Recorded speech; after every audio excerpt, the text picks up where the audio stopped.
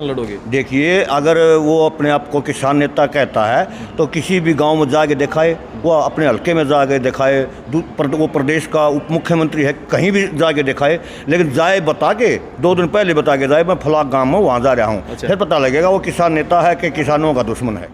नमस्कार दोस्तों, इस वक्त आप सभी का स्वागत है आपके अपने चैनल हरियाणा की ताकत पर। और भाई बेबाक हरियाणा बेखौफ हरियाणा पे अपने गिले भाई अक्षय मलिक मौजूद है, प्रधान जी मौजूद है, सत्यवान नरवाला जी। पहले भी बहुत इंटरव्यू देखे आपने। सिंगू बॉर्डर के ऊपर मौजूद। हाँ, कई अफवाह फैलाई जहाँ भाई आंदोलन खत्म हो लिया, कुछ नहीं रहा, उड़े किसान नहीं है। और मेन जो बात है दुष्यंत चौटाला जी ने कह रखी है, उनका बयान आया कि उड़े जो बैठे हैं किसान नहीं है, वही राजनीतिक पार्टी वाले रह गए, किसान तो उड़े तो जालिए। राम राम जी। राम राम भाई साहब। ठीक हो जी? बिल्कुल बढ़िया। तो प्रधान जी, ये दुष्यंत चौटाला जी का बयान चल रहा है, इस पर के कुछ कहना आपका? देखिए, दुष्यंत चौटाला का बयान उसका व्यक्तिगत बयान है। लोगों ने उस बयान को नकार दिया है। लोगों ने तो पहले ही नकार दिया था, जब लोगों की वोट लेके बीजेपी की एंटी वोट दी थी लोगों ने, और बीजेपी की गोदी में जा बैठा, उस दिन से लोगों ने नकार दिया है।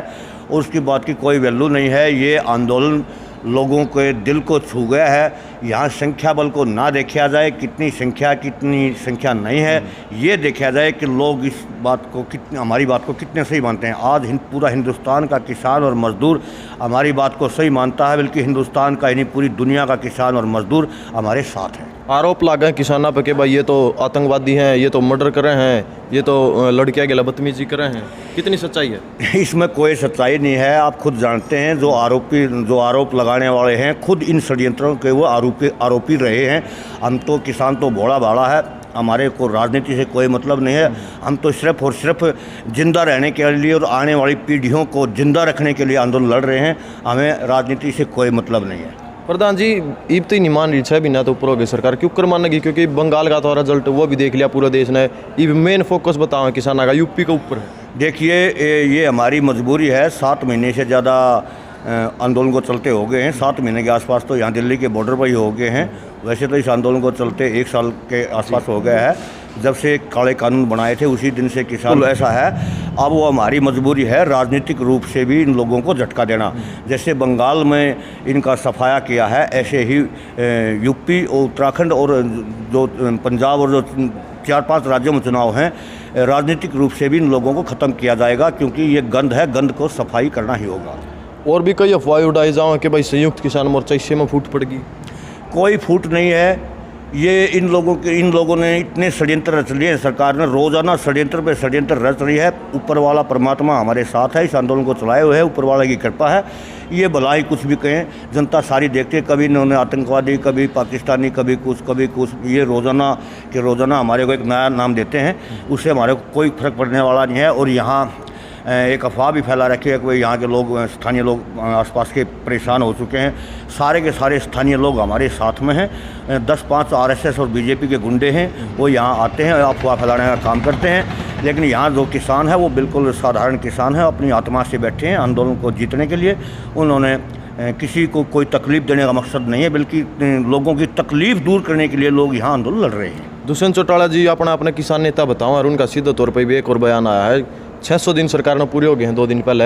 अरिबुन ने कहा कि जो किसान नेता होड़े या फिर किसान है वह सारे के सारे इलेक्शन लड़ेंगे। तो आप कौन सा इलेक्शन लड़ोगे? देखिए, अगर वो अपने आप को किसान नेता कहता है तो किसी भी गांव में जाके दिखाए, वो अपने हल्के में जाके दिखाए, वो प्रदेश का उप मुख्यमंत्री है, कहीं भी जाके दिखाए, लेकिन जाए बता के 2 दिन पहले बता के जाए मैं फला गाँव में वहाँ जा रहा हूँ। अच्छा। फिर पता लगेगा वो किसान नेता है कि किसानों का दुश्मन है।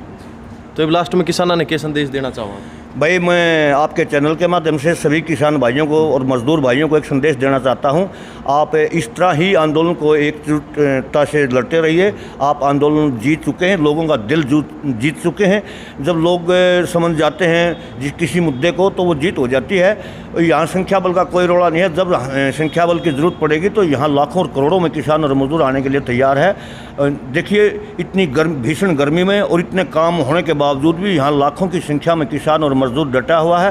तो इस तरह ही अपने इन अफवाहों पर ध्यान ना देके इस तरह ही आंदोलन को आगे और बढ़ाते रहिए। 26 तारीख जो है उसका एक प्लान बताया जाए किसानों का, क्या कुछ प्लान उसका? हाँ, 26 तारीख का बहुत बड़ा प्लान है।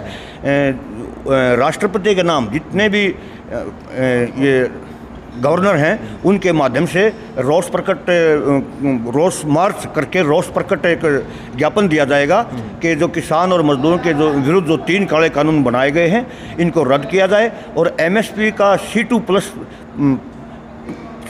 प्लस 50% फार्मूले के अनुसार रेट तय किया जाए। जी, तो भाई अपने साथ थे किसान नेता सत्यवान नरवाल जी। और भाई पहले भी वीडियो देखिए, बहुत संघर्ष कर रहे हैं, तो इनकी वीडियो जरूर शेयर करा करो। बाकी किसाना की सारियाना करा करो। बाकी खुद समझदारी से के साथ जय जवान जय किसान।